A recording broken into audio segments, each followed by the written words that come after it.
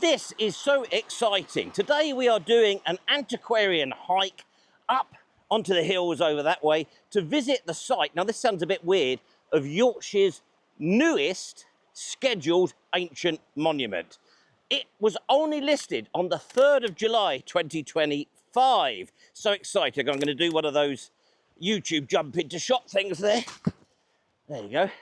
It's called Dudderhouse Hill, and we should point out that it's a Neolithic long cairn, 5,000 years old, so it's older than Stonehenge. We must get that in, mustn't we? The obligatory Stonehenge mention.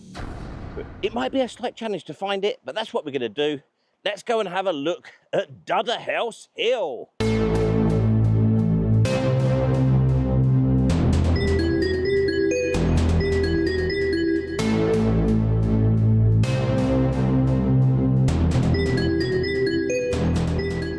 Quite a few interesting points arise out of this new scheduling, and we're going to look at least three of those in this video today. Number one, then, up until recently, they didn't believe that there were long cairns in the Yorkshire Dales. The view was that our Neolithic ancestors just buried their dead in the natural fissures, in the cave systems that exist in the limestone. We now know that to be totally wrong. There are long cairns in the Yorkshire Dales, and you're going to see at least two of those in this video. And then number two, according to the reports on this site that we're going to visit, there are some very interesting things going on in terms of alignments and the like, and I know that they are normally pretty popular on YouTube. So we're going to be talking ritualistic ceremonial alignments when we get up there. I love the power of editing. I'm on the other side of the river now. The third point, and this should also be popular on YouTube, one of the reasons for an urgency about getting this monument scheduled is the idiocy of modern people. People have been behaving like blinking idiots here. Why must I be surrounded by fools and blinking idiots?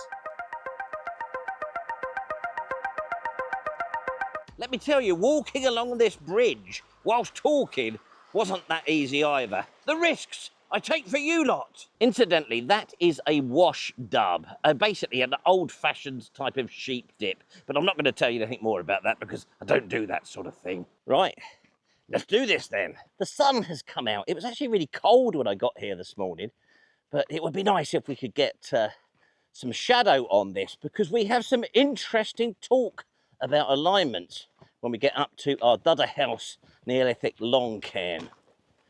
But we've got to find it first.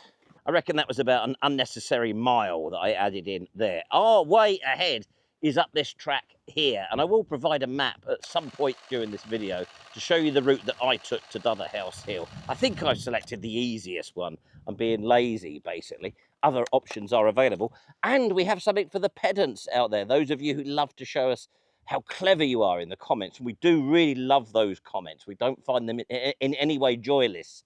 This has appeared in a video before. So your challenge, pedants, is to tell us what was the name of the video this appeared in and what did I say about it. Map of choice this week is the Ordnance Survey app on my phone. I'm using that to work out our route, but I do have a hard copy map in my bag, which you must always do because technology does sometimes not work.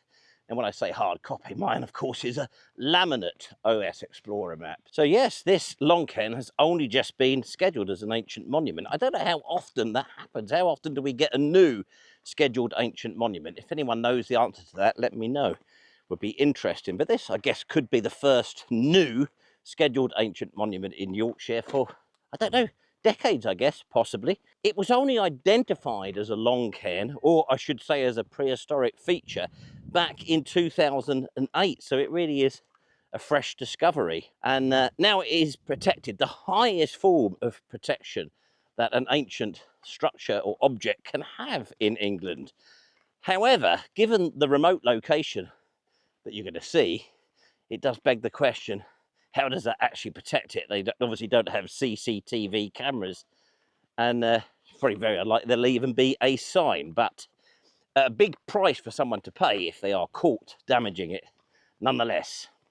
Chasing headlines again, something we seem to be doing lately, a worrying development for the channel. But I thought it would be a nice idea to see if we could get this newly scheduled ancient monument on camera. Perhaps we'll be the first to do it, doesn't matter.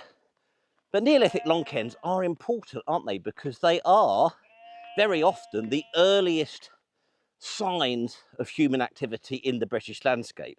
The earliest constructions that we see still extant today. These sort of ovoid but long, sometimes raked mounds that they think were used for sort of multiple burials. They don't think necessarily the whole body went in, selected bones. And we actually have a viewer who argues that he or she, sorry if I've got that wrong, reckons that they opened the tomb on a regular basis and brought the dead out to rejoin the community. I don't know what evidence there is for that. But the basic significance of these things are that they are the earliest man-made things in the British landscape. So date-wise, we're talking sort of, let's say, 3,500 to 2,500 BC. That was the age of the Neolithic long cairn. Do you know, I am tremendously excited about this. I might not be able to end wars and famine in the world. I might not even be able to save historic sites from destruction here in the UK. But I can do this. I can put newly scheduled monuments on camera for the first time. Now, the Dales Highway is taking us off this way. This is where we've got to go to find Dudderhouse Hill. Uncharted territory for me. It's fun. Ah, look, our first proper look at Pen-y-ghent over there, one of the Yorkshire Dales' 3 peaks, and that's an important part of our story here today. First time we could see that properly.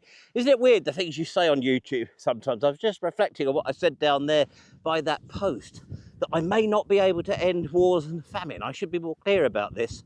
I definitely can't end wars and famine, but I can hopefully film a long cairn.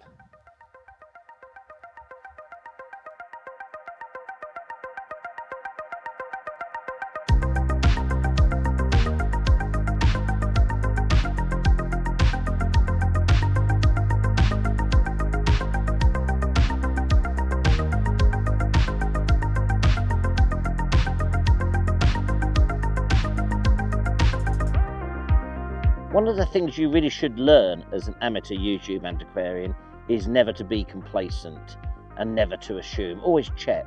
I've just invested half an hour of my life filming completely the wrong hill, and Dudderhouse Hill is over there.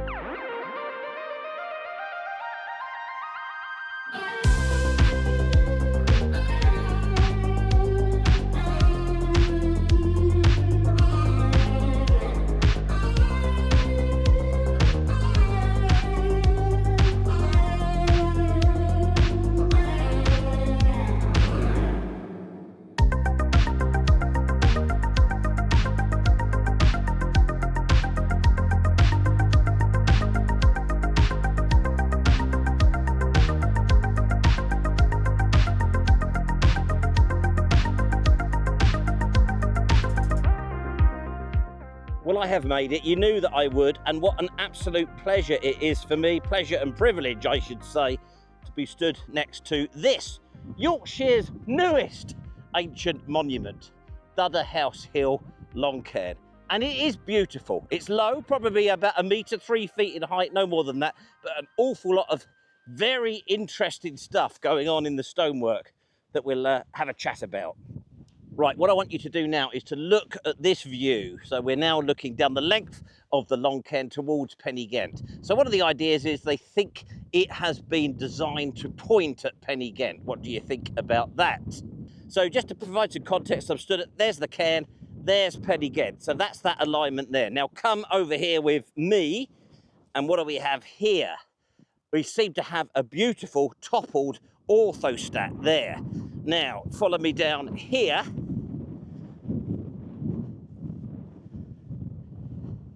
And we have this. We have another one coming off a completely different direction. Now, some people think that is lining up with a hill over there. I think it's called Cosh Hill. So possibly showing us the longevity of usage of the site.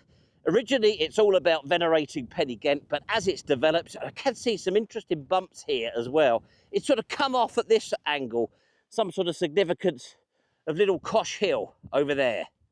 Now, the other idea, I've been trying to make this work and I just can't. I think the cairn is too damaged. But possibly if it was originally raked, and long cairns are sometimes raked, which means they have a sort of higher bit at one end. So I'm wondering if originally this wider end here was higher, sloping down there. And the idea is that when constructed, it was mirroring the shape of Ingleborough and Simon Fell behind it. But I think it's impossible to determine that now.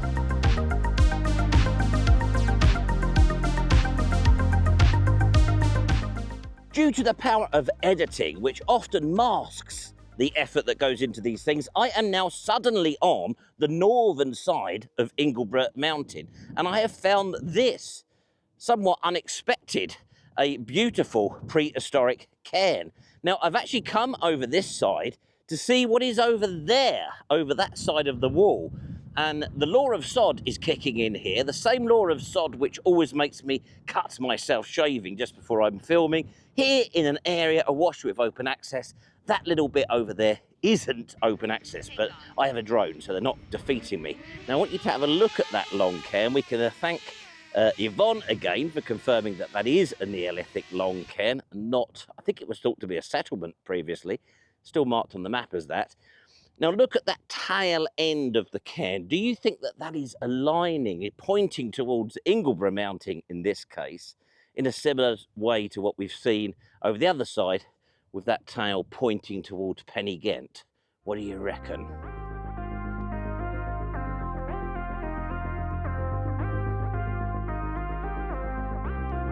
Now, surely autumn must nearly be here. Difficult conditions filming here today, very windy. I think you may have just rejoined us from the other side of the mountain there.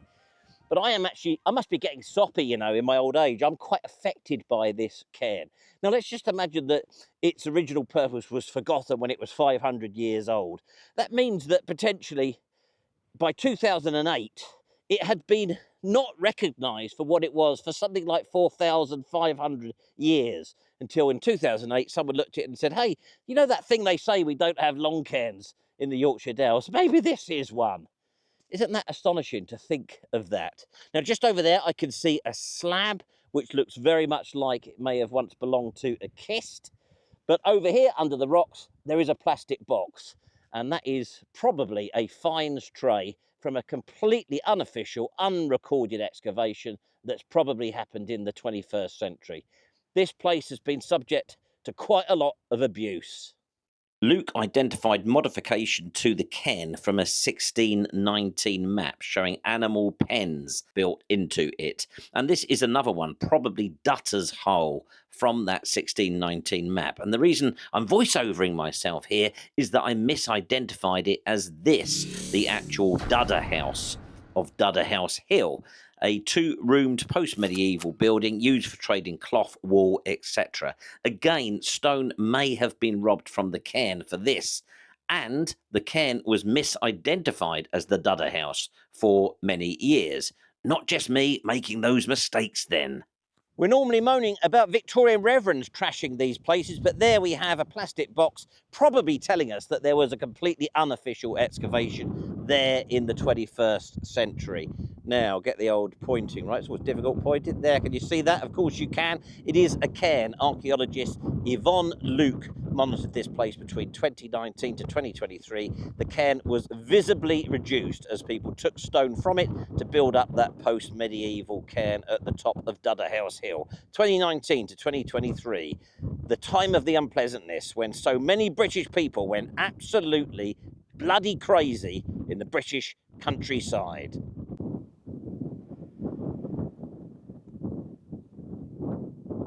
5,000-year-old cairn. Few hundred-year-old cairn topped up by stones from 5,000-year-old cairn by COVID zombies over the last few years. You know, the utterly horrendous thing, as you look up at it, you can actually recognise the stone that has come out of that.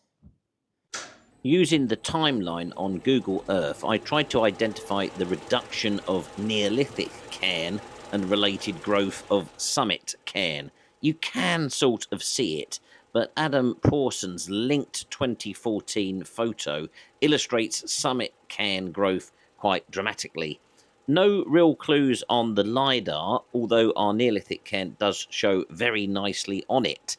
But then things happen in the field, and one feels the need to apologise to those one has disparagingly labelled COVID zombies. You know that thing I quite often say about you can't beat visiting these places? Well, that is very true. I've met some locals here today, and they've told me a little bit more than I've seen in any of the coverage of this recent scheduling. So this horrendous, evil, vile cairn that we're looking at here, the locals know who built that, and it's a local person built that up over a number of years. You can clearly see where the stone has come from. I just hope that that person didn't realise what they were doing.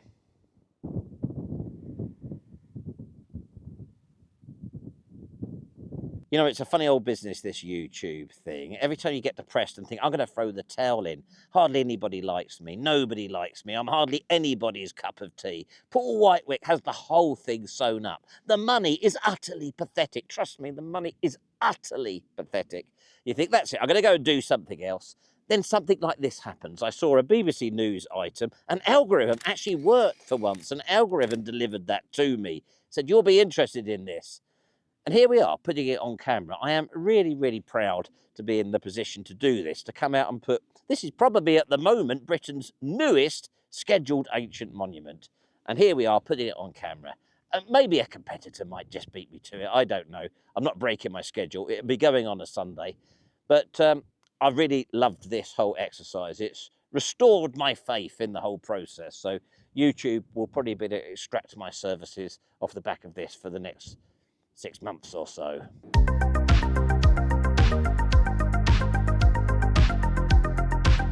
Knowing what this thing is made of makes me somewhat loath to seek shelter by it, but shelter is needed, so I'll have to suck that up. I guess in the main this is a positive story. Our cairn over there is now protected. I am not a fan at all of signage for these sorts of sites, but I do wonder on this occasion whether we do need a little sign, because although it is now scheduled, tourists wandering around up here aren't going to know that. A little sign letting them know what it is, but perhaps more importantly, letting them know about the fines this is a bit of a magnet. That's my concern. This is a magnet for stone collectors, and there's a great big handy pile of stones just over there for those sorts of tourists, those sort of people. Hope you've enjoyed the video. I just want to say thank you to our members and invite those of you who aren't members to check out the link in the description down below, where you can find out about the exclusive content and other perks that are available if you choose to become a member of the Institute of Amateur YouTube Antiquarians and support the channel in what it does. The final thing I just want to say this week is, and I don't want to sound moany at all here, but the growth of the channel has really slowed down, both in terms of views and in terms of subscribers. That doesn't make me feel very good as a content provider. I really had wanted to have 20,000 subscribers by this stage. My ultimate dream is I want to have 50,000 subscribers, but because it's not growing now, I'm starting to feel as though that's never going to happen, and that there aren't 50,000 people out there that like me, basically. But in the meantime, in the absence of 50,000 people liking me, it'd be nice if 20,000 did, wouldn't it? I don't want this to sound beggy, but if you do watch this and you're not subscribed, can you please subscribe? Please?